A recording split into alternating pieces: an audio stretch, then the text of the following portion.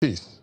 But when we use that word vote buying, it gives it a kind of a heavy, to my mind, it makes it look a bit surreal. Because what they actually do, now I want to be very fair to the political parties. All they know is make sure you win. Do your best to win.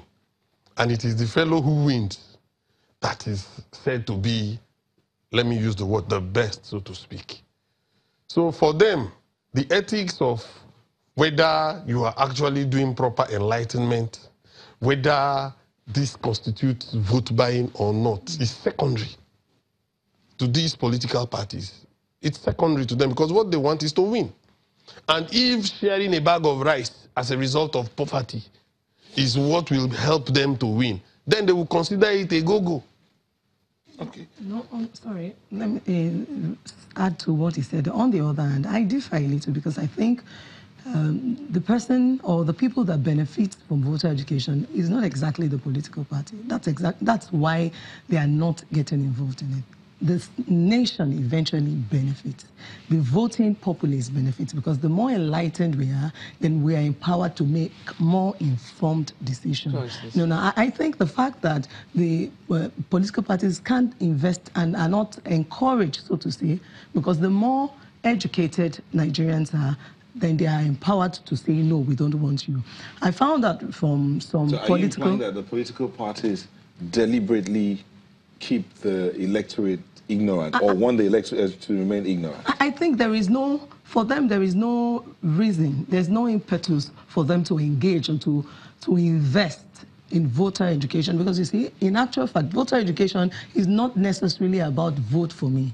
It's so much more about what are the rights, what are the things I'm entitled to, what should I do as a citizen, what are the things that should inform who I vote for, or who I vote against. For instance, the knowledge of knowing that for representative in the National Assembly or in the State Assembly, that citizens have the right to recall someone they voted for. How many Nigerians are informed of the rights? How many communities, constituencies or wards are they informed that they have a power to call back a representative that is not performing? You see, why would the political party want to invest in educating people that you have a right to call us back if at the end of the day it's going to be to their detriment? Do you understand the point I'm making? Yes. I mean, I hear you. But in the end, a party will still benefit from teaching the people, or letting the people, making them aware of all these. Yes. If we consider our party the best party, we will come to you and teach you so that you will see why we call ourselves the best party, so that when you go to vote, you will know that you should vote for us because of this, and this, which the other party has not told you about. Yes, that's the ideal. That's what we are hoping that our political parties begin to see. Now, because currently, like you said, what he said is that we have political parties who are more interested in gunning for power, winning the power. That's the interest right now. Exactly. So the ideology, the political parties need to grow away from just wanting to win to the fact that they are stakeholders in the Nigerian nation and they must contribute to developing the democracy. So, in other words, the politicians appear to be more interested in the win in the political contest, not necessarily in governance. Exactly. Or in the national context of the nation. Mr. Alozie, what does the Constitution say as regards voter education? What do the laws say about voter education? Well, from the constitutional viewpoint, I have not seen, in terms of specifics, anywhere in the Constitution other than the creation of INEC. Now, like I mentioned before, in Section 154 of the Electoral Act, that is where and the only place where any mention of voter education or a semblance of voter education is mentioned. If I may, I have a copy here. Section 2. I'm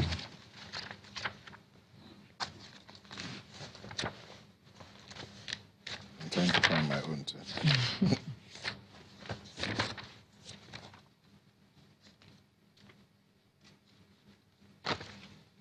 We're trying to find the Electoral Act. Very well. I have a copy Okay. here. I have mine too. Yes, 154. It says the commission shall have power to conduct civic education and enlightenment in the print and electronic media to enhance its functions. Even this particular provision does not, strictly speaking, talk about voter education in the broad sense of the word. What it is talking about here is the commission enlightening the people about the commission's own functions. Now, what are the commission's functions? To make all the necessary arrangements for the elections, register the political parties. Now, you will find out that that is why I said earlier that the bulk of the voter education responsibility rests on the commission.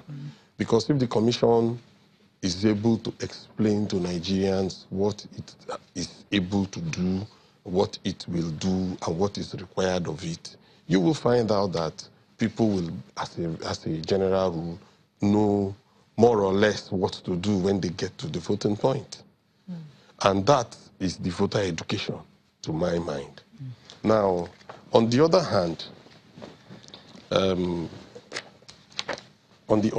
you find out that for the purpose of enlightenment of Nigerians generally, even I, as much as I want to be fair to INEC, I will not give them a pass mark in that region, because INEC appears to be more concerned with, just like the political parties, the actual election and the electoral process, rather than the educational aspects of it. I will tell you what I mean. Isn't that their main job, the process itself? Well, the process itself, yes. You can say it is their main job, but for me, their main job is the voter education. Because if the voters, I'll give you an example. Right now, we have about 91 political parties. And it is a logistical, psychological, educational, every kind of nightmare to vote, given 91 candidates. Now, I stand to be corrected.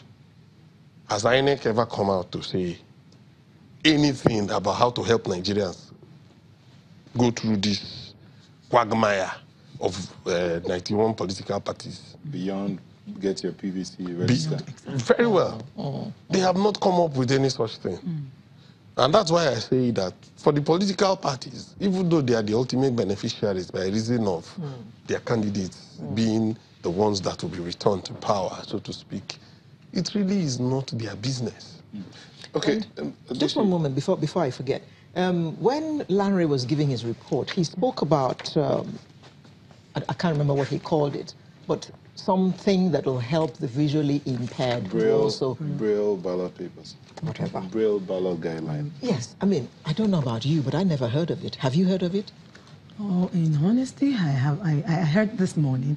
I don't even think that INEC came out and explained to us that there will be this equipment and it will be in select places so that even those who are visually impaired can still go and cast their votes. Now, what you have just highlighted is taking my argument to the next level about the voter education. I call it voter education crisis because that's what it is.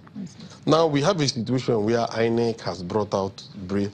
Ordinarily, that in itself is an improvement. Exactly. That is supposed to be something that will help the the voting process to move smoothly, because a lot of Nigerians are disenfranchised by reason of visual and other physical impairments.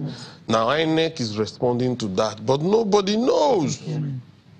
Okay.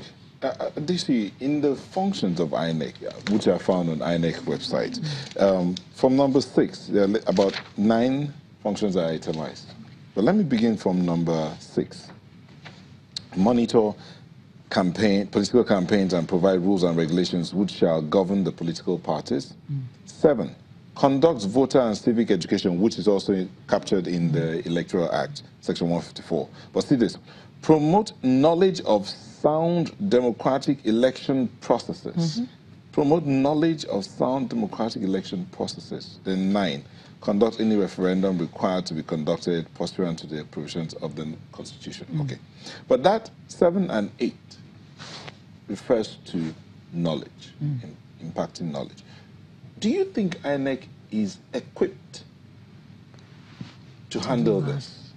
You know, I think as an agency of government that has a legal function to perform this, they are equipped. I think it's about willpower, because all that needs to be done is to create some form of collaboration. Okay, just hold your thoughts. We'll take a moment and go on a quick break. We'll be back. Don't go away.